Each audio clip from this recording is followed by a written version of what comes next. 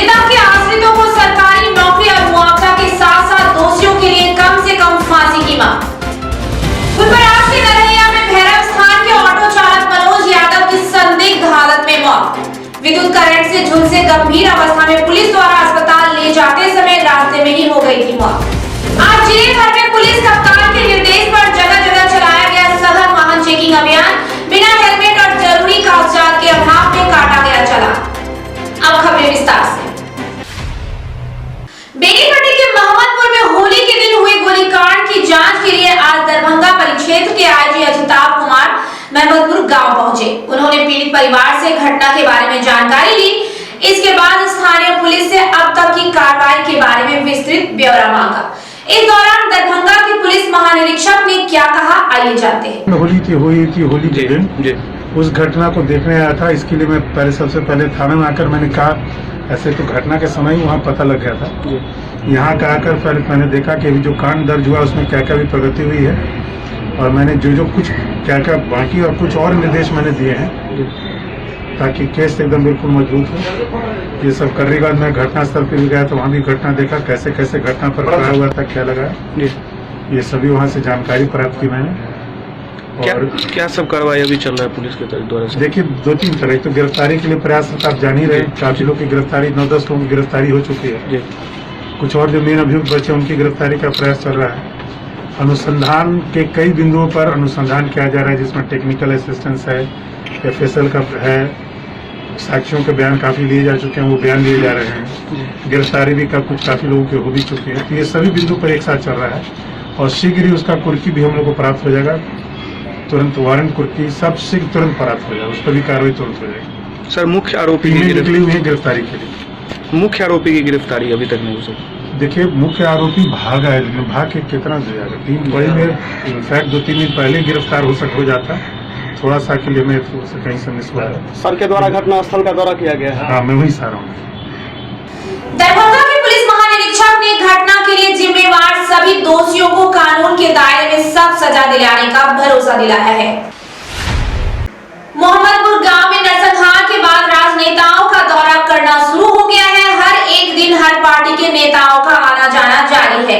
इसी कड़ी में हरलाखी के विधायक सुधांशु शेखर भी घटना के 4 दिन बाद पहुंचे, जिसके बाद परिजनों ने रो रो कर अपना दुखनामा सुनाया। जहां पुलिस बल लेकर प्रशिक्षु एसडीपीओ भी मौजूद थे, जबकि परिजनों के द्वारा बार बार बेनीपट्टी के भाजपा विधायक विनोद नारायण झा का नाम बताया जा रहा था। फांसा दे करके बैठा लिया है थाना पर, उस पार्टी को छोड़ दिया है, हमारा बेटा के अरेस्ट करके जेल में भेज दिया। मछली लिया था जो है तो यहाँ सस्पेंड होना चाहिए, डिस्चार्ज होना चाहिए, नहीं तो इस केस में संलिप्तता की 6 समांग मेरा चला गया। और आप जो कहते हैं शांति शांति, क्या शांति आप खोज रहे हैं?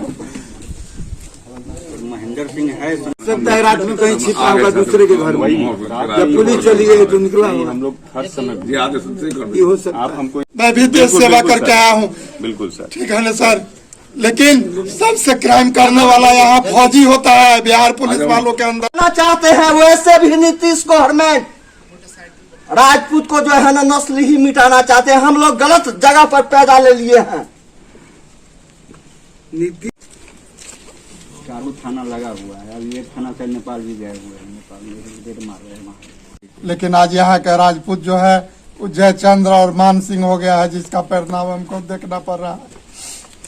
ये सब राजपूत कराया है, बाभन है एक तो, और भोला सिंह परिजनों ने इस घटना को एक सुनियोजित तरीके से अपराधियों द्वारा अंजाम देने की बात कही। साथ ही आरोप लगाया कि देश और प्रदेश में भाजपा की सरकार है। इस सरकार में किसी भी अपराधी को घटनाएं करने की छूट दी गई है। अपराधियों को सत्ता में बैठे लोगों के सह पर पुलिस द्वारा बचाया जा रहा है। लोगों के लिए नहीं सर, भरोसा है मारे किसी को नहीं छोड़ना चाहिए, कोई नहीं छूटना चाहिए, सबको फांसी का सजा मिलना चाहिए, एक एक को सबको मिलना चाहिए, किसी को नहीं छोड़िएगा। मेरे पापा अंकल सबको बहुत तड़पा के मारे हैं। कहा जाता है कि नीतीश कुमार के शासनकाल में हर एक अपराधियों के ऊपर शिकंजा कसा जाता है, लेकिन मोहम्मदपुर गांव में जो नरसंहार की वारदात को अंजाम दिया गया है, उसमें अभी तक मुख्य मुख्य आरोपी प्रवीण झा गिरफ्तार नहीं हो पाया है। घटना में भाजपा विधायक विनोद नारायण झा का भी नाम परिजनों द्वारा जोड़ा गया है, बावजूद किसी भी प्रकार की कार्रवाई नहीं हो पा रही है। पुलिस प्रशासन द्वारा 35 लोगों पर नामजद एफआईआर किया गया है और 10 लोगों को अज्ञात किया गया है। अभी तक सिर्फ 8 लोगों को ही पुलिस गिरफ्तार करके जेल भेज चुकी है। बाकी के सभी अपराधी अभी भी फरार है और मृतकों के रिश्तेदारों को गोली से हत्या करने की धमकी देते हैं। ऐसे में अब देखना अहम होगा कि इस नरसंहार की साजिश करने वाले के खिलाफ कब और क्या कार्रवाई होती है।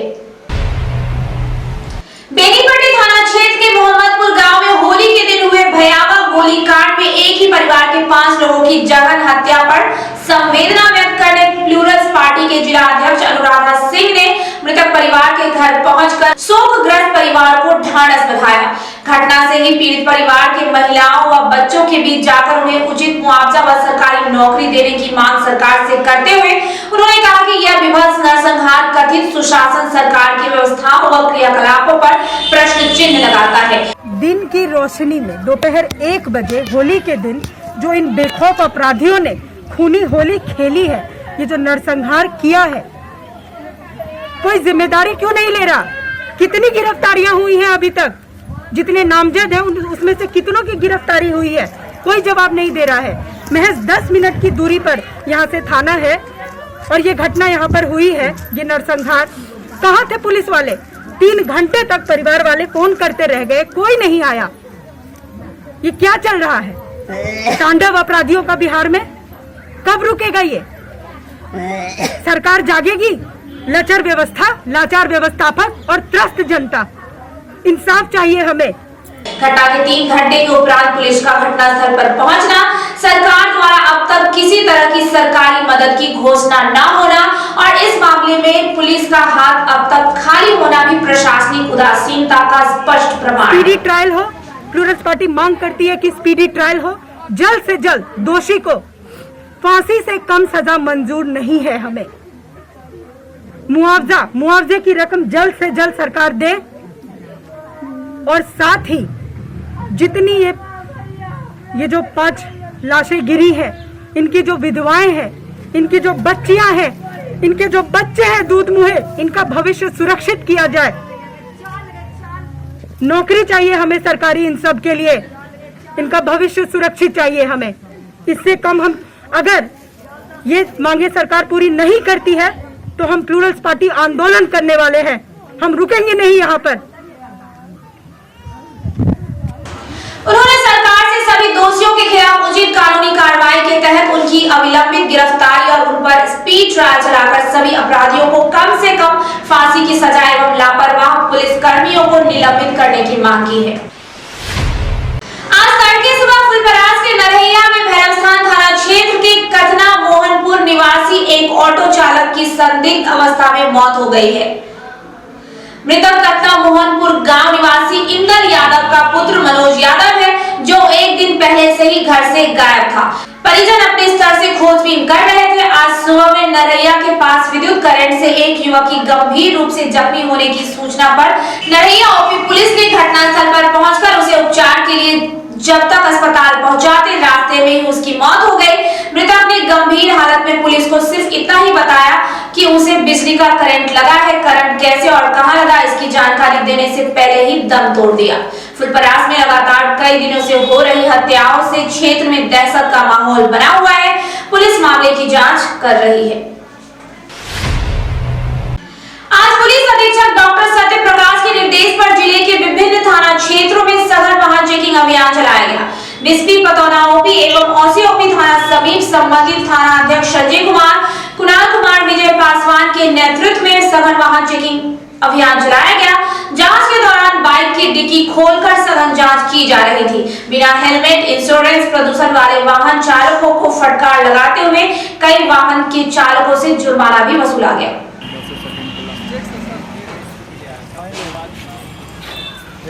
मधुबनी खुटौना मुख्य मार्ग पर पिपरा घाट तथा बाबूगढ़ी बाजार में वरीय पदाधिकारी के निर्देश पर बाबूगढ़ी थाना के एएसआई डीके ओझा के नेतृत्व में दलबल के साथ सघन वाहन चेकिंग चलाया गया, जिसमें helmet, mask, dicky, triple load, insurance, driving licence सहित अन्य कागजात की जांच की गई। जिन लोगों के पास हेलमेट व अन्य कोई कागजात नहीं थे या जो ट्रिपल लोडेड थे उन लोगों का चालान काटकर जुर्माना वसूला गया।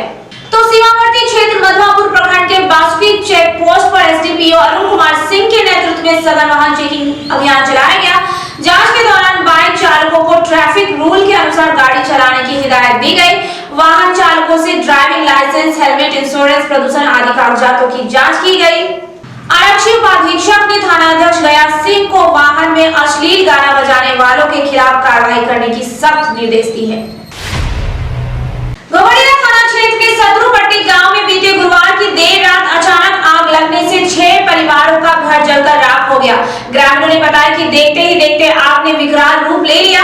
आग पर काबू पाने के लिए दर्जनों लोगों के अलावा अग्निशमन दल को आश्रकों अथक प्रयास करना पड़ा, जिसके बाद आग पर काबू पाया जा सका। लेकिन तब तक मोहम्मद अनुल खैर, महताज बेगम, खुदेजा खातून, सगीर, नफीसा खातून एवं तनवीर फातिमा का घर एवं घर में रखे अनाज, कपड़े, बर्तन सहित गृह उपयोगी सभी सामान जलकर नष्ट हो गए। आग इतनी भयानक रूप ले चुकी थी कि घर में किसी को कुछ निकालने तक का मौका नहीं मिला।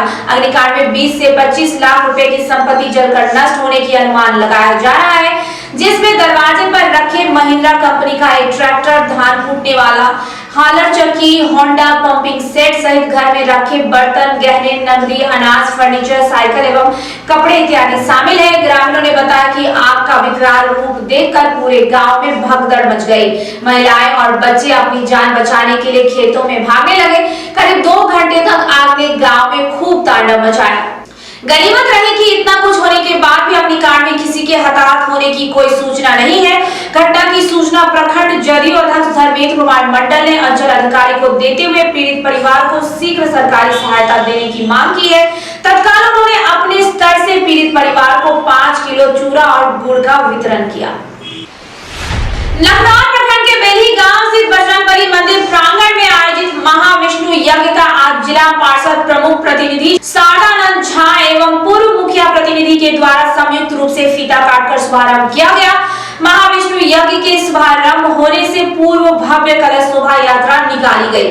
बेलही सहित आसपास के गांवों के हजारों कुंवारी कन्याएं, महिला, बच्चे, बूढ़े, नौजवान इस कलश यात्रा में भाग लेकर पैदल पवित्र कमला तट पर पहुंचे, जहां कलश में पवित्र नदी का जल भरकर बेलही, गुड़ाकरपुर, निर्मला, चंद्रबनी, राजा खरवार आदि गांवों का भ्रमण करते हुए यज्ञ स्थल पर कलश को स्थापित कराया गया।